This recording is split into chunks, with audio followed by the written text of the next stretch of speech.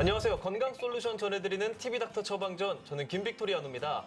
오늘의 주제는 수족냉증입니다. 한의학 전문의 이태걸 선생님 모셨습니다. 어서 오세요. 안녕하세요. 안녕하세요. 네, 오늘 주제 수족냉증, 흔히들 그냥 손발이 차다 정도로만 알고 있는데 어떤 질환인가요? 네, 흔히 수족냉증은 추위를 느낄 만한 온도가 아님에도 불구하고 손이나 발이 지나치게 차가워서 일생생활 유지가 곤란한 경우를 말합니다. 그 이유를 살펴보면요. 먼저 교감신경이 예민하게 반응해서 모세혈관이 수축되고 손과 발에 있는 혈관도 수축되다 보니 혈액 공급이 줄어들어 손발이 차가워지기 때문입니다. 이 수족냉증은 1차성 냉증과 이제 2차성 냉증으로 나눠볼 수 있는데요. 1차성 냉증은 출산이나 폐경과 같은 호르몬 변화나 우리 스트레스와 같은 정신적인 긴장으로 인해 나타나는 생리적인 현상이고요. 네. 반면에 2차성 냉증은 결합조직 질환이나 말초신경 질환, 기타 갑상선 기능 저하증 등 어떤 원인이 되는 질환에 의해 2차적으로 발생하는 병리적인 현상입니다. 네, 그렇군요. 이제 또 겨울이 되면 추우니까 이 수족냉증 호소하시는 분들 정말 많으실 거거든요. 이런 분들 어떤 증상이 나타나나요? 네, 수족냉증의 증상은 추운 곳에 있을 때뿐만이 아니라 따뜻한 곳에서도 손발이 시리거나 찬 경우가 많습니다. 네. 때로는 손발뿐만 아니라 무릎이나 허리, 복부 등 신체의 다양한 부위에서 냉감을 느끼기도 하는데요.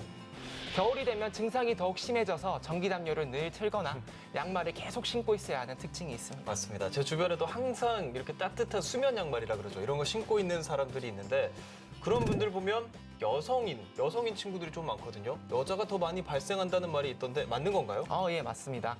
국내 연구들을 살펴보면 남녀 비율이 2대3 정도로 여성에서 20% 정도 높게 수족냉증이 나타났습니다. 이는 수족냉증이 호르몬 변화, 자율신경 부조화 등과 연관이 깊다 보니 그런 것인데요.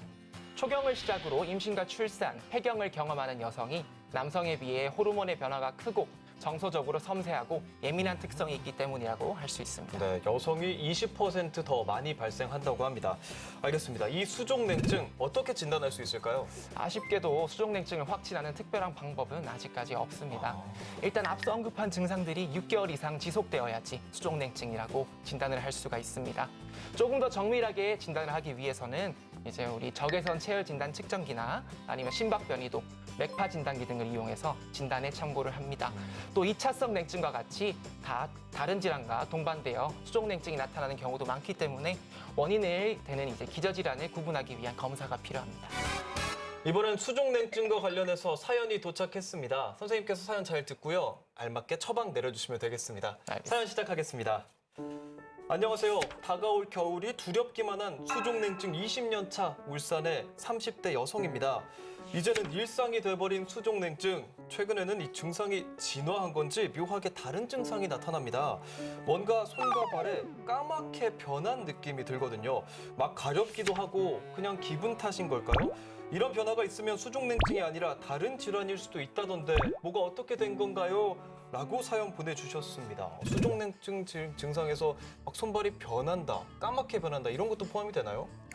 단순한 수족냉증과 구분되는 레이노 증후군이라는 것이 있습니다. 레이노 증후군. 네, 이 레이노 증후군은 추위에 노출되면 손발가락이 창백해지고 손발이 또 따뜻해지면은 붉어지면서 가렵고 아픈 증상을 보입니다.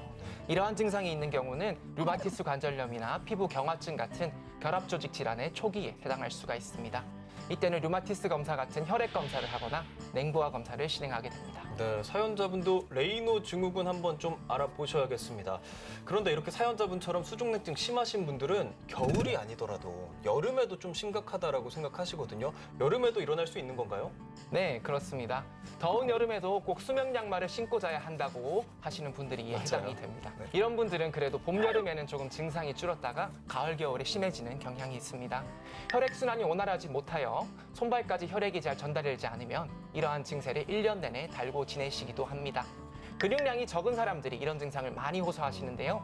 근육량이 감소하면 기초대사량이 감소하고 그에 따라 자연스럽게 체온도 감소하고 그리고 혈액순환이 제대로 이루어지지 않게 됩니다. 만일 손발뿐만 아니라 몸 전체가 너무 추워서 여름에도 두꺼운 외투를 입어야 한다시는 분들은 갑상선 기능 저하증 등의 병증과 구분해야 합니다. 네. 아까 전에 뭐 근육량 얘기도 해주셨는데 그렇다면 뭐 운동이라든지 생활 속에서 할 수 있는 예방법이 또 있을 것 같거든요. 소개 좀 해주시죠. 네. 수족냉증을 예방하려면 우선 체온 유지에 만전을 기해야 합니다. 날씨가 따뜻해도 양말과 장갑을 착용해서 체온을 유지해 주시고요. 반신욕이나 족욕을 하거나 근력 유산소 운동을 꾸준히 하시는 것이 좋습니다. 또 충분한 수면 그리고 금연도 수족냉증 개선에 효과적입니다. 한방에서는 이제 소화 기능을 회복시키고 한기를 흩어주고 그리고 또 혈액순환을 개선시키는 한약을 복용하게 합니다.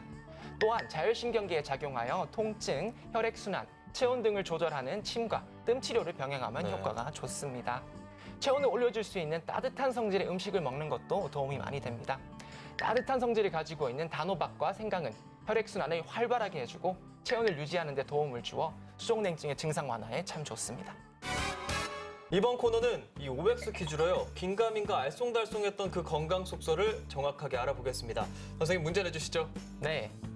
첫 번째 문제입니다. 다한증과 수족냉증이 동시에 올 수 있다. 다한증과 수족냉증이라 아무래도 다한증은 손발에 이렇게 땀이 많은 거잖아요. 수족냉증은 반대로 차가워서 생기는 거니까 저는 같이 올 수 없을 것 같습니다. 정답 X 하겠습니다. 네, 정답은 O입니다. 그러면 뭐 같이 올 수가 있다는 말씀이신 거죠? 네, 같이 올 수 있습니다. 수족냉증과 다한증은 같이 겪을 수가 있습니다. 손과 발에 땀이 과도하게 나는 다한증을 앓고 있다면 요즘 같은 추운 계절에는 땀이 식으면서 손발을 조금 더 차게 할 수가 있습니다. 이 두 증상은 자율신경계 교란으로 인해서 교감신경이 과항진되어 있어서 예민하고 섬세한 경우에 많이 나타납니다. 때문에 동시에 두 증상을 겪는다고 해도 치료적 측면에 있어서는 방향이 크게 다르지 않습니다. 그렇군요. 다한증과 수족냉증 함께 올 수 있는 거였습니다. 알겠습니다. 다음 문제 내주시죠. 네, 수족냉증이 심하면 마비가 찾아올 수도 있다. 수족냉증이 심하면 마비가 찾아온다. 아무래도 손발이 많이 차갑다 보면 손발이 좀 마비되는 듯한 느낌이 들 것 같거든요. 당연히 찾아올 수 있을 것 같습니다. 정답 O 하겠습니다. 네, 정답은 X입니다. 또 틀렸네요. 마비가 될 수 없다는 거죠? 네, 그렇습니다. 수족냉증으로 인해서 마비가 찾아온다는 근거는 없습니다. 다만 신경질환, 말초신경 포착 등으로 인해 마비나 통증, 저림이 있을 경우 수족냉증과 같은 증상을 같이 호소하는 경우는 있습니다. 수족냉증이 마비의 증상 중 하나일 수는 있지만은 수족냉증이 마비를 유발한다고 볼 수는 없습니다. 네, 이번에도 틀렸습니다. 마비를 유발하진 않는다고 합니다. 다음 문제 내주시죠. 네, 수족냉증이 있다면 관절염에 더 걸리기 쉽다. 아무래도 관절염과 수족냉증이라는 것은 제가 생각했을 땐 크게 관련은 없을 것 같거든요. 그렇지만 좀 이번에 사실 좀 헷갈립니다. 약간 찍는다 싶다 생각하고 걸리기 쉽진 않을 것 같습니다. 정답 X 하겠습니다. 네, 정답은 X 맞습니다. 드디어 맞췄습니다. 네. 설명 좀 해주시죠. 네, 수족냉증이 관절염의 초기 증세라든지 관절염을 일으킨다는 근거는 없습니다. 오히려 관절염을 호소하시는 분들은 해당 문제의 염증으로 인해 열이 나거나 통증을 호소하시는 경우가 많습니다. 수족냉증의 증상과는 많이 다르죠. 네. 그래서 관절염과 수족냉증의 연관성은 희박하다고 봅니다.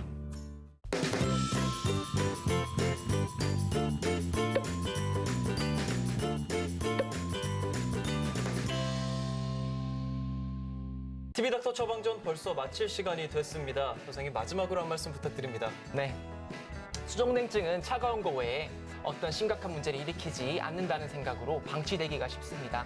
하지만 부분적인 저체온증이 지속되는 현상임을 간과해서는 안 됩니다. 항상 추위에 노출되지 않도록 하시고 혈액순환을 원활하게 해주는 유산소 운동, 근력 운동, 족욕을 꾸준히 해주시는 것이 좋습니다. 평소에 커피 대신 계피차, 생강차, 당귀차 등 한약재를 이용한 차로 몸을 따뜻하게 데워주시면 많은 도움이 됩니다. 네, 오늘 말씀 감사합니다. 네, 감사합니다. 다음 주에도 유익한 주제로 찾아뵙겠습니다. 대한민국 모두가 건강해지는 그날까지 TV닥터 처방전 다음 주에 만나요.